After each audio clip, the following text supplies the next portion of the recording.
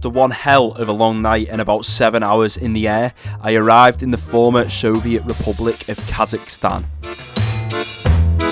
I picked up my suitcase, got some Kazakh tenge from the exchange kiosk, then got a taxi to my hotel.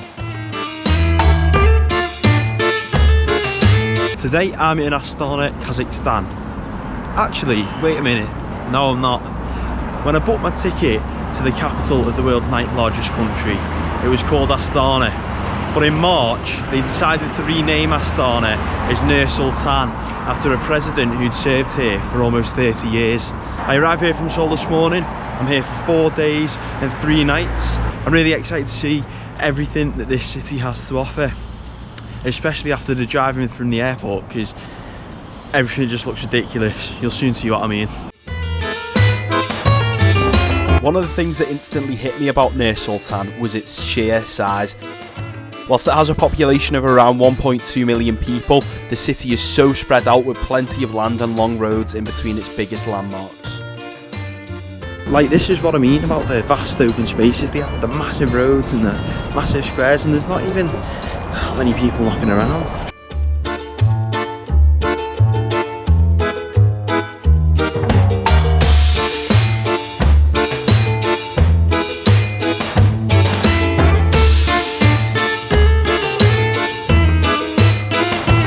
That was hard work. I just tried getting the photo with the Kazakhstan flag that I brought with me today to commemorate it being my 70th country.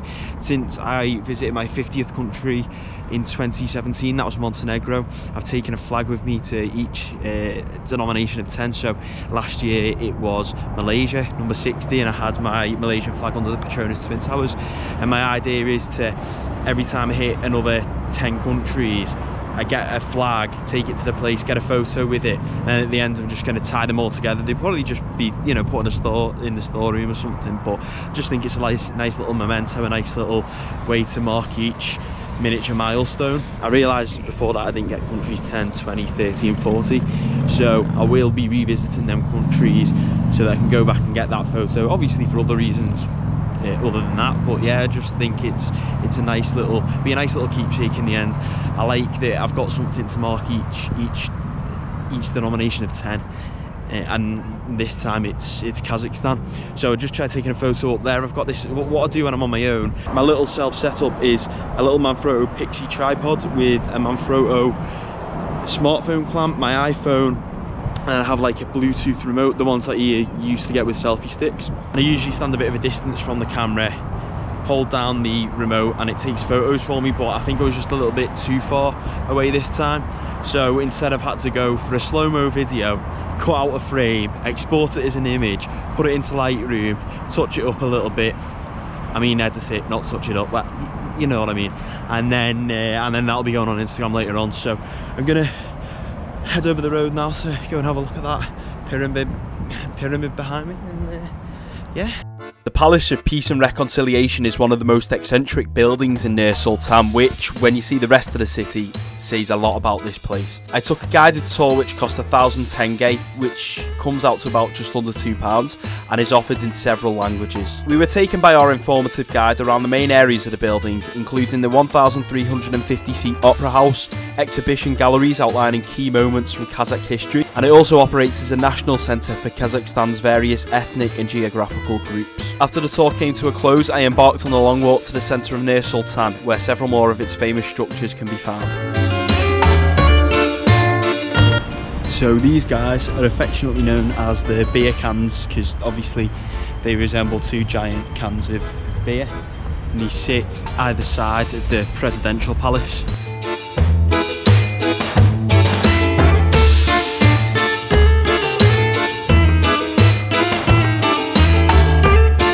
My first day in Kazakhstan was coming to a close, so I got some food and headed back to my hotel, ready for another day of exploring.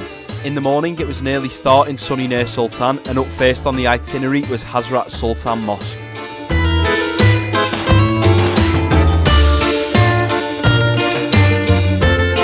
Just about to go into the biggest mosque in Nur-Sultan. One important thing to remember when you're going into a mosque is to take your shoes off. This is to avoid walking dirt into a holy place, especially as people use the carpets for prayer. Don't worry, there's usually somewhere where you can store your shoes, like one of these lockers. Islam is the predominant religion in Kazakhstan, with over 70% of Kazakhs identifying as Muslim, while 26% of the population is Christian. This looks more like a kind of reception room, or a room for people to gather their thoughts, and then through there ahead of me is the room where everyone looks like they go to pray.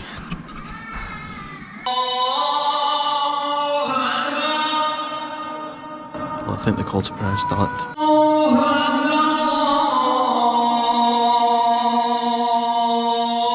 Not that I've visited millions, but that's definitely one of the best mosques I've ever visited. What I'm really surprised about is how cool they seem to be with me taking photos and videos. Other people were doing it inside.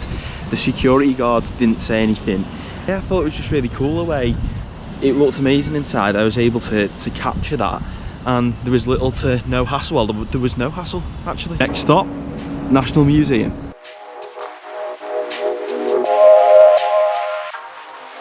So here's Nur-Sultan Mosque, who's the guy they named the city after. He stepped down in March.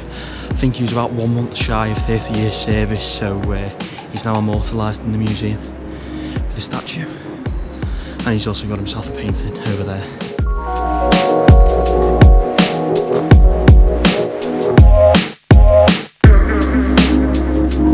I have to say, it's not the best museum I've been in this. There's not really a great deal of information, particularly if you don't speak Kazakh or Russian, which I assume that two are fairly different, or a little bit different at least. The actual museum itself looks pretty cool. It's a really nice building. It's well laid out. It just could do with a bit more information, in my opinion, for those who don't speak Kazakh or Russian. This is the end of side 1 of this record. Please now, turn it over. Whilst I was underwhelmed by the museum itself, one of the craziest moments ever on my travels happened here as I bumped into YouTuber FunForLouis. I went up to him and asked for a photo, which he was more than happy to give. Fair play to him. Oh, and a shout out to Louis' dad for taking the photo.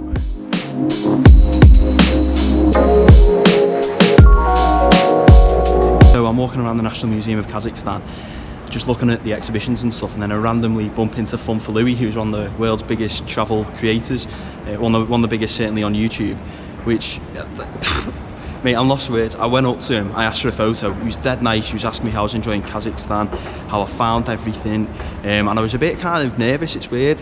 I wouldn't think I get kind of, I don't know whether you say starstruck, but that was just absolutely magic. You just don't sort of expect that. Maybe if I was walking around the British Museum in London or something, you kind of get it a bit more, but not in Kazakhstan. That was just mental. Big thanks, Louis, for talking to me, for taking a photo with me, because I was probably a bit like at 6s and 7s there, but yeah, appreciate that.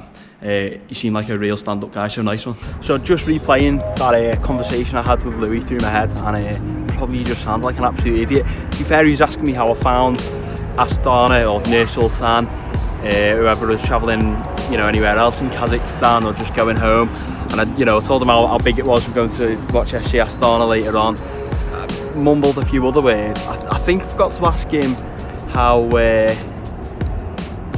he found it. It reciprocated the question, but he told me he was heading down to Almaty later on tomorrow, I think, and seeing how the rest of the country, which is fair enough. But yeah, I don't know. I just feel like a bit, when you look back and you think you've just handled that like terribly. I mean, I was perfectly polite, but I was just a bit of like a bumbling mess there. But fair play to him. He honestly seemed like so chilled out, so sound. So yeah. Big up to him. I'll link him down below. Not that you probably, if you're following me, then you'll almost certainly be following him or subscribing. So yeah, but yeah, big thanks again, Louis. Top bloke. That crazy experience alone made the trip to Kazakhstan more than worthwhile, but there was still plenty of sightseeing and a little football left to do. Make sure you subscribe to my channel for more content. Thanks for watching, and I'll catch you on the next one. Peace.